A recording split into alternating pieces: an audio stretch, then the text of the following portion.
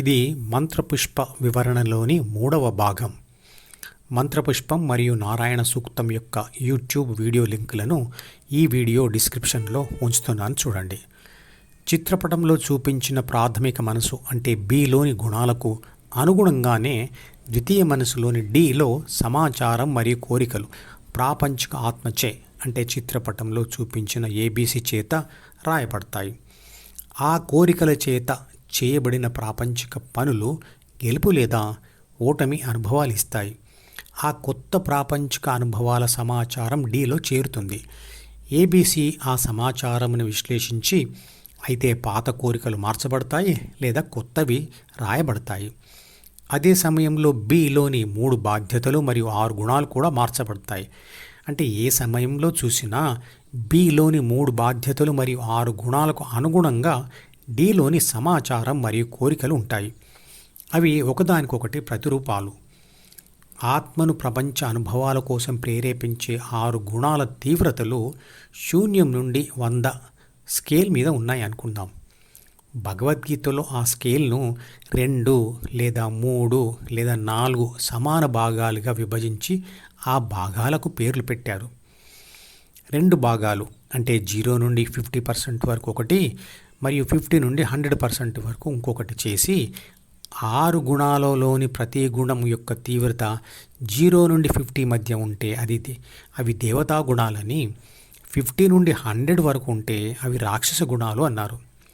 అంటే 6 గుణాల తీవ్రత చాలా ఎక్కువ ఉంటే ఆ మనిషిలో రాక్షసత్వం ఉంది అని, చాలా తక్కువ ఉంటే దైవత్వం ఉంది అంటారు.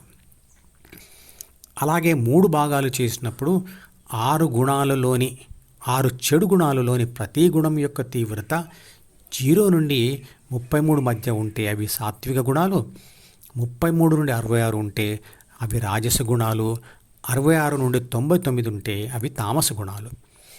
అలాగే 4 భాగాలు చేసినప్పుడు ప్రతి గుణం యొక్క తీవ్రత 0 నుండి 25 మధ్య ఉంటే అవి బ్రాహ్మణ గుణాలు, మరియు ప్రతి గుణం యొక్క తీవ్రత 25 నుండి 50 మధ్య ఉంటే అవి క్షత్రియ గుణాలు, ప్రతి గుణం యొక్క తీవ్రత 50 నుండి 75 మధ్య ఉంటే అవి వైశ్య గుణాలు, చివరిగా ప్రతి గుణం యొక్క తీవ్రత 75 నుండి 100 మధ్య ఉంటే అవి శూద్ర గుణాలు. ప్రాపంచిక ఆత్మ ప్రపంచ అనుభవాల సారంతో మెదడుపై రాసిన జ్ఞాపకాలతో ద్వితీయ మనసులోని సి మరియు డి తయారవుతాయి. ద్వితీయ మనసులో పెరిగిన అహం మరియు కోరికల చేత మరిన్ని అనుభవాల కోసం ఆత్మ ప్రయత్నించినప్పుడు కొన్ని అయినా విషాదాన్ని కలిగించేవిగా అయినప్పుడు అప్పుడు ధ్యానం చేయాలని కోరిక కలగవచ్చు. ధ్యాన కోరికతో ప్రాపంచిక ఆత్మ జ్ఞాపకాల పుస్తకమును విడిచి తన ధ్యాసను హృదయంలో స్థిరపరిచే క్రమంలో అది బి మరియు సిలను కూడా విడిచి విశ్వశక్తిగా పరిణతి చెందుతుంది. అంతటితో విశ్వశక్తి నుంచి విడిపడిన ఆత్మ ఆధ్యాత్మిక ప్రయాణం చేసి మళ్ళీ విశ్వశక్తిని చేరుతుంది. విశ్వమంతా వ్యాపించి ఉన్న శక్తులు మరియు పదార్థాలు ఒకదాని మీద మరొకటి ఎలా ఆధారపడి ఉంటాయో మంత్రపుష్పంలో ఉదాహరణలతో వివరిస్తాడు. శక్తి మరియు పదార్థాలు కలిసి ఉన్నవి మనసు ఉన్న జన్మలు కావచ్చు, మనసు లేని జన్మలు కావచ్చు. భగవద్గీతలో పదార్థమును స్త్రీ అని మరియు శక్తిని పురుషుడు అన్నాడు. అందువలన భగవద్గీతలో ఎక్కడైనా పురుషుడు అనే పదం కనపడితే అది మగవాడు అనే భౌతిక అర్థం తీసుకోకూడదు. శక్తి వల్ల పదార్థం మీద ఒక పని జరుగుతుంది. ఉదాహరణకు రాయిని విసరడం వల్ల రాయిలోకి మనిషి కండర శక్తి ప్రవేశించి గతిశక్తిగా మారి ఆ రాయిని ముందుకు తీసుకెళ్తుంది.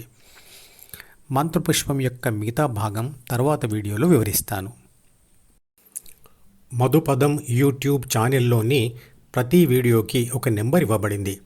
1వ నంబర్ వీడియో నుండి మొదలుపెట్టి వరుసగా చివరి వీడియో వరకు చూస్తేనే ఆత్మశాస్త్రం సంపూర్ణంగా అర్థమవుతుంది. ఈ వీడియో డిస్క్రిప్షన్లో ఉంచిన మధుపదం ప్లేలిస్ట్ లింక్ ద్వారా అన్ని వీడియోలు వరుసగా చూడవచ్చు.